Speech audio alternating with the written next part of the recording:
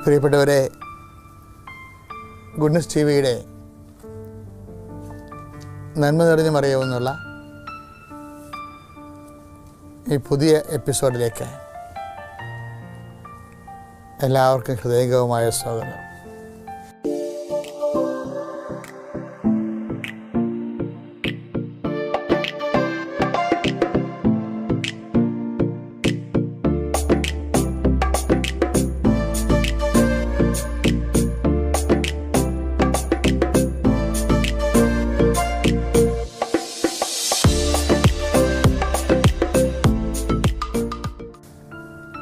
നമ്മളിന്ന് പാശ്ചാത്യ ദേശത്തു നിന്ന്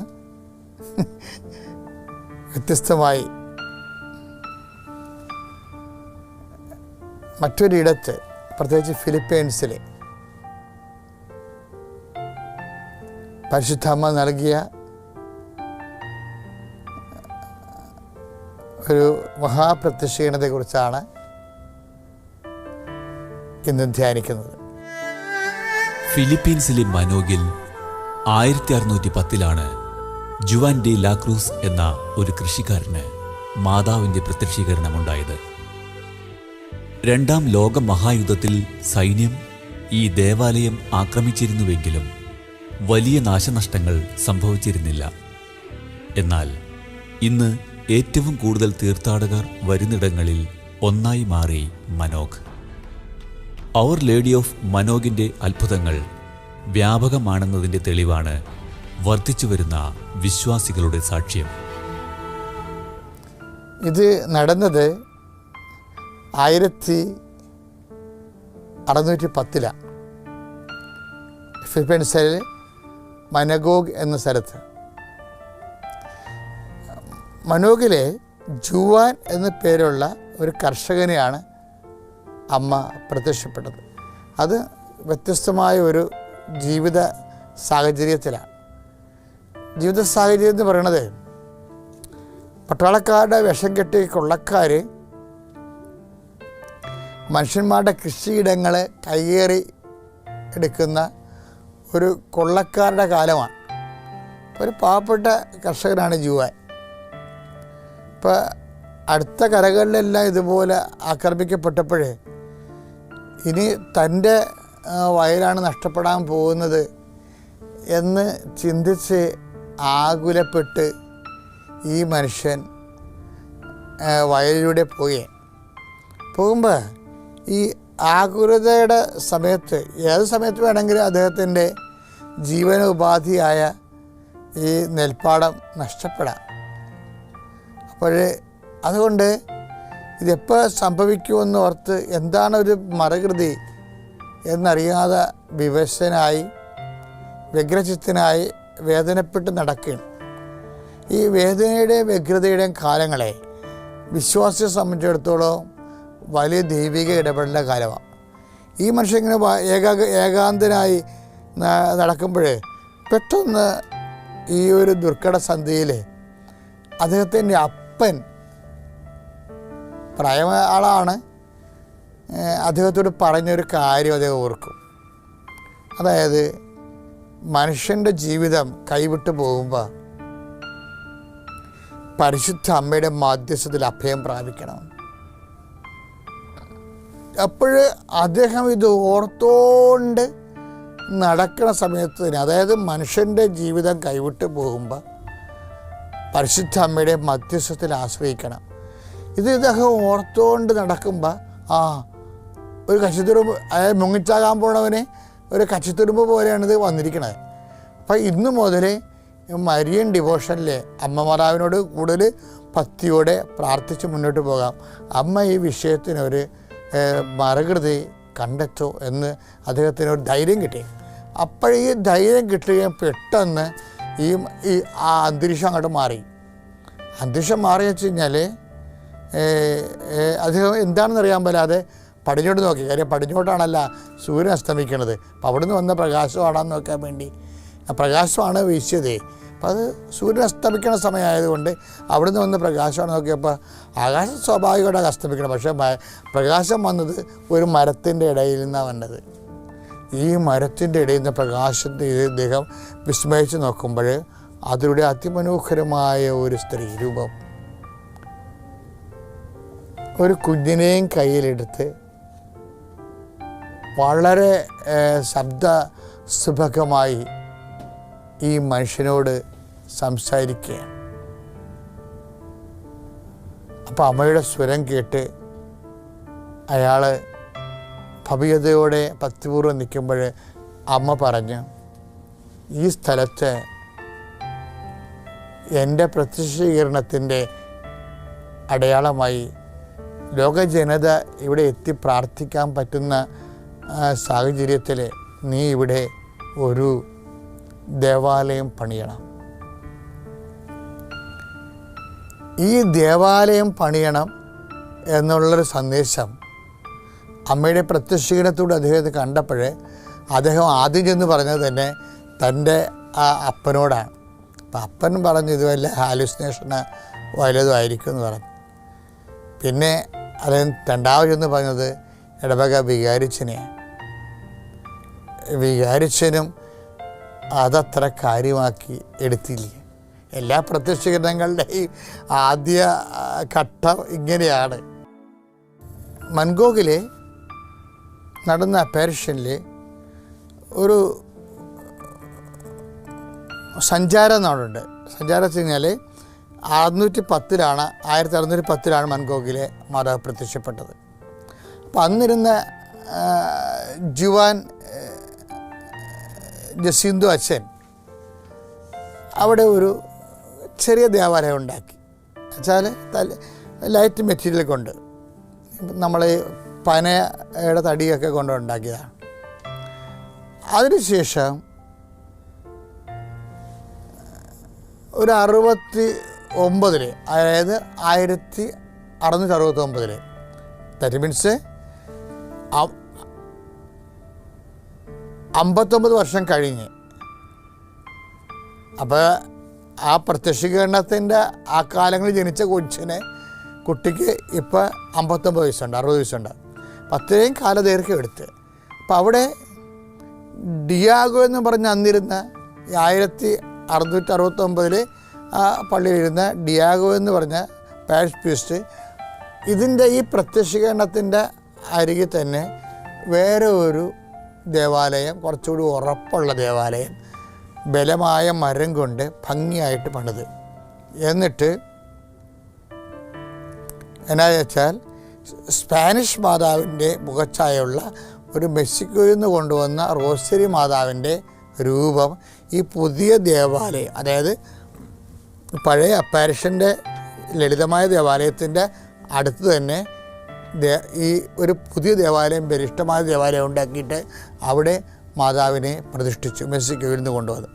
അന്ന് അനുതരണ സാധാരണമായ ജനക്കൂട്ടം ഉണ്ടായി. വലിയ പ്രാർത്ഥന നടന്നുകൊണ്ടിരിക്കുന്ന സമയത്ത് വലിയൊരു അത്ഭുതം ഉണ്ടായി. എന്നെ സംബന്ധിച്ച് കഴിഞ്ഞാൽ ഈ ദേവാലയം അപ്രത്യക്ഷമായിപ്പോയി. അതായത് ഈ പുതിയ ദേവാലയമില്ലേ, ഭംഗി എന്ന് പറഞ്ഞ് മറ്റേ മാതാവ് നിന്ന ഒറിജിനൽ സ്ഥലമില്ലേ, ആ സ്ഥലത്ത് ഉണ്ടായ ദേവാലയത്തിൽ വെക്കാതെ മാതാവിൻ്റെ പ്രത്യക്ഷീകരണ സ്ഥലം ഉപേക്ഷിച്ചിട്ട് അതിൻ്റെ അരികിൽ വേറെ ഒരു ദേവാലയം ഉണ്ടാക്കി അവിടെയാണ് ഈ രൂപം പ്രതിഷ്ഠിക്കാൻ നോക്കിയത്. പക്ഷേ ആ സെക്കൻഡിൽ തന്നെ ആ പുതിയ ദേവാലയം നാമാവിശേഷമായിപ്പോയി. കണ്ടില്ലത് അങ്ങനെ അതായത് അതിൻ്റെ ഒരു അംശം പോലും ഇല്ലാത്ത രീതി അപ്രത്യക്ഷമായിപ്പോയി. അതൊരു മഹാ അത്ഭുതം. എന്ന് വെച്ചാൽ അമ്മയുടെ പ്രത്യക്ഷീകരണത്തിന് ഒറിജിനൽ സ്ഥലത്തേക്ക് തന്നെ തിരിച്ചു പോകണം, ആരാധന മാറ്റണമെന്നുള്ളതിൻ്റെ ദൈവിക മനസ്സാണ് അതിലൂടെ വെളിപ്പെട്ടത്. മനോഗിലെ മാതാവിൻ്റെ അത്ഭുതങ്ങളിൽ ശ്രദ്ധേയമാണ് രോഗം മൂർച്ഛിച്ച് ഒരു കുട്ടി മരിക്കുകയും കുട്ടിയുടെ അമ്മ മാതാവിൻ്റെ ഭക്തയായതിനാൽ കുട്ടിയെ ദേവാലയത്തിൽ മാതാവിന് സമീപം കൊണ്ടുപോയി കിടത്തുകയും കുട്ടി രക്ഷപ്പെടുകയും ചെയ്തത്. ഈയൊരു അത്ഭുതത്തോടെ മനോഗ് ഭക്തസാഗരമായി മാറി. പിന്നീട് മനോഗിൽ വളരെ നിർണായകമായ ചില അത്ഭുതങ്ങളാണ് നമ്മൾ കാണുന്നത്. അതായത് ഒരു കുഞ്ഞ് മരിക്കുന്നു. ആ കുഞ്ഞ് മരിക്കണ മുമ്പ് തന്നെ രോഗിയായ അവശനായി കിടന്ന സമയത്ത് മരിച്ചു പോകുമെന്ന് ഉള്ള സമയത്ത് ഈ അമ്മ കുഞ്ഞിനെ കൊണ്ട് ഓടുന്നുണ്ട്. എങ്ങോട്ട്? മനോഹക മാതാവിൻ്റെ അടുത്തേക്ക് വരാൻ വേണ്ടി ഓടുന്നുണ്ട്.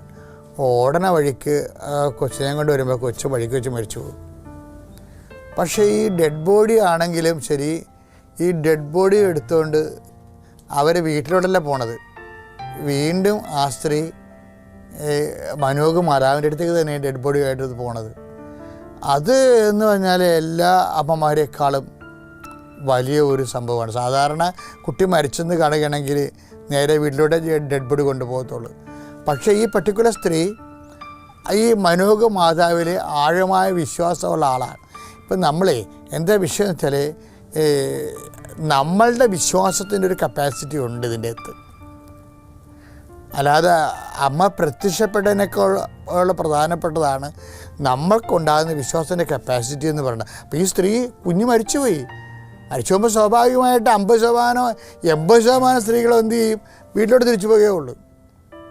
കുഞ്ഞ് മരിച്ചു പോയല്ലോ, പിന്നെ എന്തിനാണ് ഇനി മാതാവിൻ്റെ അടുത്ത് പോയിട്ടെന്ന് വിചാരിക്കും. പക്ഷെ അങ്ങനെയല്ല.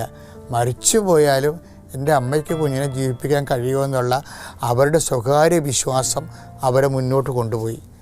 അവസാനം അവിടെ ചെന്ന് മനോഹകിൽ ചെന്ന് ആ അമ്മ മാതാവിൻ്റെ തിരുസ്വരൂപത്തിൻ്റെ മുമ്പിൽ കൊച്ചിനെ കിടത്തുകയും കൊച്ച് അത്ഭുതകരമായിട്ട് ജീവനിലോട്ട് വരികയും ചെയ്യും. ഇങ്ങനെയാണ് മനോഹക് ജനത്തിൻ്റെ ഭക്തരുടെ വലിയ സംഗീതമായി അത് വളർന്നു വരുന്നത്. മനോഹകിനും അതിജീവനത്തിൻ്റെ ഒരു ചരിത്രമുണ്ട്. ദേവാലയം പുനരുദ്ധീകരിക്കാനായി മനിലയിൽ നിന്ന് 2 വ്യക്തികൾ വരികയും 2014 മൈനർ ബസിലിക്ക എന്ന പദവിയിലേക്ക് മനോഹയെ ഫ്രാൻസിസ് പാപ്പ ഉയർത്തുകയും ചെയ്തു.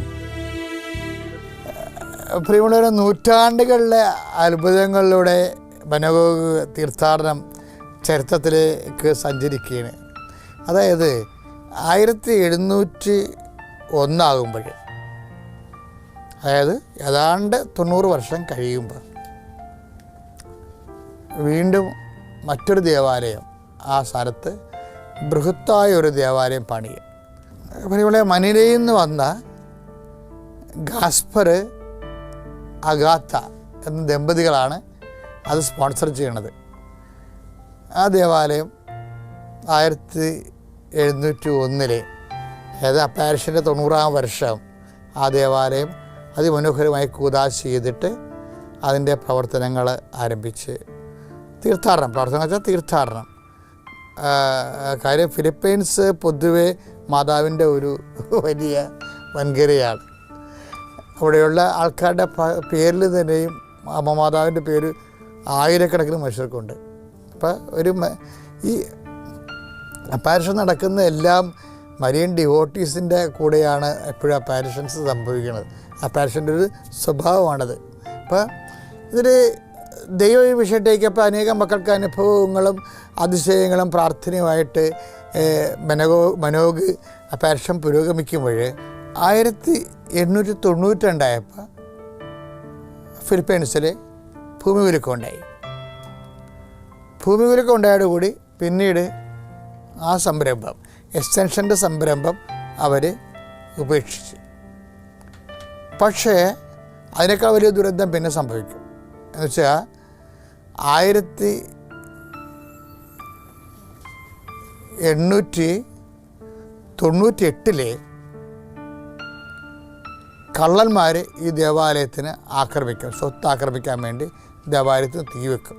കള്ളന്മാർ തന്നെയല്ല, നമുക്കറിയാമില്ല, ആ വൈരാഗ്യ ബുദ്ധിയുള്ള ശത്രുക്കൾ ഇതിന് തീ വെക്കും. തീ വെച്ച് ദേവാലയം കത്തിപ്പോവും. പക്ഷേ അത്ഭുതകരമായിട്ട് ഈ സ്റ്റാച്യു സേവ് ആവും.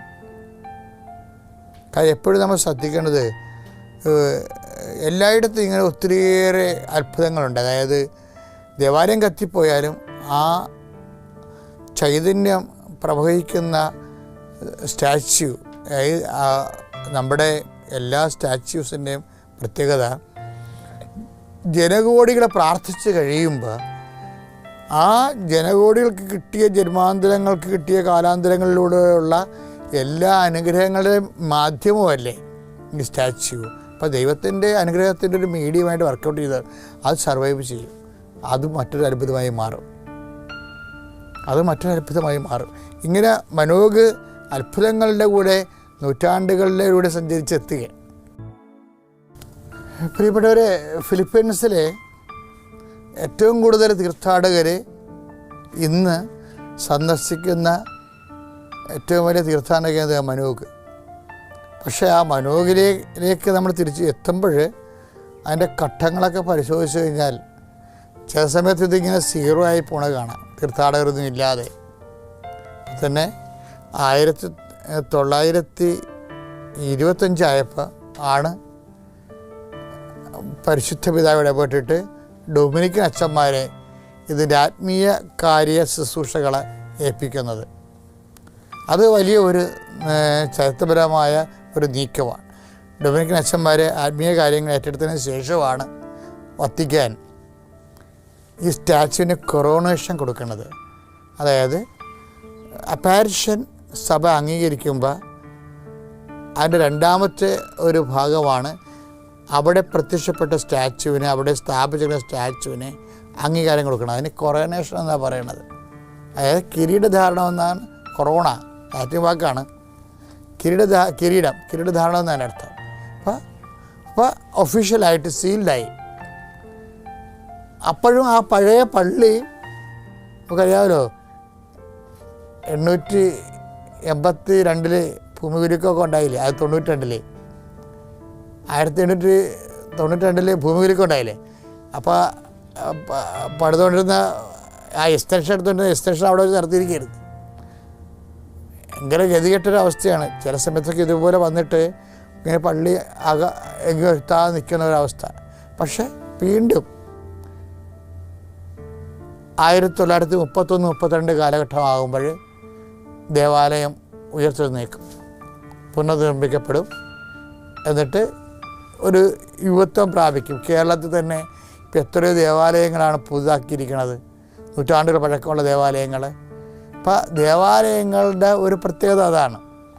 ഒരു കാലത്ത് അല്പം ഇങ്ങനെ മങ്ങിപ്പോയാലും അടുത്ത ഘട്ടം വരുമ്പോൾ ദൈവം അതിനെ ഉയർത്തും. മനോഗ് ഞാൻ പഠിച്ചപ്പോൾ എനിക്ക് മനസ്സിലായത്, ഈ മനോഗ് പുനരുദ്ധരിക്കാൻ വേണ്ടി ഫിലിപ്പീൻസിൻ്റെ തലസ്ഥാനമായ മനിലയിൽ നിന്ന് 2 പേര് വന്നിരിക്കുകയാണ്. അപ്പോൾ ദൈവം എവിടെ നിന്നായാലും ആൾക്കാരെ കൊണ്ടുവന്ന് ദൈവം സീൽ ചെയ്ത സ്ഥലങ്ങളെ സംരക്ഷിക്കും. അതിൻ്റെ ഏറ്റവും വലിയ തെളിവാണ് മനോഗ്. വീണ്ടും 1931-32 വീണ്ടും ഈ ദേവാലയത്തെ പുനരുദ്ധരിക്കും. പഴയ എക്സ്റ്റൻഷൻ പൂർത്തിയാക്കിയിട്ട് ദേവാലയം ആകമാനം ഒന്ന് റീപെയിൻറ്റ് ചെയ്ത് ഭംഗിയാക്കി പുതുതാക്കും. അപ്പോൾ ഈ ദേവാലയത്തിൻ്റെ യാത്ര ഇന്ന് ഫിലിപ്പീൻസിൽ ഏറ്റവും കൂടുതൽ ആൾക്കാരെ എന്തുകൊണ്ടാണ് ഈ തീർത്ഥാടനം കേന്ദ്രം മാടി വിളിക്കണമെന്ന് ചോദിച്ചു കഴിഞ്ഞാൽ, ആ ദേവാലയത്തിൻ്റെ ഭംഗിയേക്കാൾ ഉപരി അമ്മ അവിടെ കൊടുത്തിട്ടുള്ള അടയാളങ്ങളാണ്. തീർത്ഥാടകരെ സംബന്ധിച്ചിടത്തോളം അടയാളങ്ങൾ കിട്ടിയാൽ മാത്രമേ തീർത്ഥാടകരുടെ എണ്ണം കൂടത്തുള്ളൂ. അപ്പോൾ അമ്മയുടെ സാന്നിധ്യം അവിടെ ഉണ്ടാകാതെ അടയാളം കിട്ടത്തില്ല. ആ സാന്നിധ്യത്തിൻ്റെ അടയാളത്തിൻ്റെ ആണ് ഈ അംഗീകാരമെല്ലാം വരണത്. അവസാനം ഫ്രാൻസിസ് മാർപ്പാപ്പയുടെ കാലമാകുമ്പോൾ 2014 ഒക്ടോബർ മാസം 11-ാം തീയതി ആ ദേവാലയത്തെ മൈനർ ബസിലിക്കയുടെ പദവിയിലേക്ക് മാർപ്പാപ്പ ഉയർത്തും. അപ്പോൾ 1610 തുടങ്ങുന്ന ദൈവിക ഇടപെടലാണ് ഇനി ചരിത്രത്തിലൂടെ എല്ലാ തലമുറകളിലുള്ളവരെ വരുന്ന ഒരു അമ്മ പറഞ്ഞിരിക്കുന്നത് ഭയങ്കര വാക്കാണേ. അല്ല, എല്ലാ തലമുറകളും എന്നെ ഭാഗ്യവതി എന്ന് കീർത്തിക്കും. അപ്പോൾ തലമുറകൾ ഇവിടെ ഉള്ളിടത്തോളം കാലം അമ്മ മാതാവിൻ്റെ കാൽച്ചുവട് പതിഞ്ഞിട്ടുള്ള സ്ഥലങ്ങൾ എത്ര ഡൗണായിപ്പോയാലും അത് നിങ്ങളുടെ ഭക്തി, ദൈവവിശ്വാസം അങ്ങനെയാണ്. വിശ്വാസം ഒരിക്കലും അല്പം കുറഞ്ഞ അമ്മ മാതാവിൻ്റെ അടുത്ത് വന്ന് അഭയം പ്രാപിച്ച നിങ്ങളുടെ വിശ്വാസം കരിഞ്ഞ മരങ്ങൾ ഇങ്ങനെ ഉയർത്തുന്നതായിട്ട് വന്ന പോലെ പച്ചപിടിച്ച് വരും. അതിനെ ഒരിക്കലും നശിപ്പിക്കാൻ കഴിയത്തില്ല. അപ്പം അതുപോലെ തന്നെയാണ് മനോഗ് ഇന്നും 10,000-ങ്ങളെ അഭയകേന്ദ്രമായിട്ട് വളർന്നു വരികയാണ്. ഈ ശുശ്രൂഷ കേട്ടുകൊണ്ടിരുന്ന എല്ലാവരെയും പരിശുദ്ധ അമ്മ അനുഗ്രഹിക്കട്ടെ. നിങ്ങളുടെ കുടുംബങ്ങളിൽ വിശ്വാസം ഏതെങ്കിലും അല്പം കാരണവശാൽ അല്പം തണുത്തു പോയിട്ടുണ്ടെങ്കിൽ അമ്മയിൽ അഭയം പ്രാപിക്കുക. ദൈവം നിങ്ങളുടെയും നിങ്ങളുടെ കുഞ്ഞുങ്ങളെയും, ഇപ്പം നിങ്ങളുടെ കുഞ്ഞുങ്ങളെക്കുറിച്ചൊക്കെ ഭയങ്കര ആവലാതിയാണ്. അവരുടെ വിശ്വാസം കുറയുന്നു, പ്രാർത്ഥന കുറയുന്നു, കാര്യം അവർക്ക് ദൈവാനുഭവം കുറയുന്നു. അതാണ് പ്രധാനപ്പെട്ട കാരണം. ദൈവാനുഭവത്തിൻ്റെ വഴികളിലൂടെ അവർക്ക് പോകാൻ സമയം കിട്ടണില്ല. സന്ധ്യപ്രാർത്ഥനയ്ക്ക് പോലും അവർ വളരെ എൻഗേജ്ഡാണ്. ഇങ്ങനെ ഉള്ള ഒരു സമയത്ത് നിങ്ങളുടെ മക്കളുടെ വിശ്വാസം കുറഞ്ഞു പോണവരൊക്കെ തോന്നിയാലും നിങ്ങൾ മക്കളെ അമ്മയ്ക്ക് സമർപ്പിക്കുക. ജോൺ പോളിനെ പോലെയുള്ള വിശുദ്ധ കുർസസിയെ പോലെയുള്ള വലിയ മഹാവിശുദ്ധന്മാരുടെ അപ്പന്മാരെ അവരുടെ മക്കളെ മാതാവിനെ ഏൽപ്പിച്ചവരാണ്. അപ്പോൾ തണുത്തുപോയ വിശ്വാസം, കരിഞ്ഞുപോയ വിശ്വാസം, അത് അഹ്റോൻ്റെ വടി തളർത്തതുപോലെ, പൂങ്കമ്പ് തളർത്തതുപോലെ നിങ്ങളുടെ കുടുംബത്തിൻ്റെയും കുഞ്ഞുങ്ങളുടെ വിശ്വാസം തളർത്തുയർത്തു വരും. ദൈവം നിങ്ങളെ അനുഗ്രഹിക്കട്ടെ. Praise the Lord.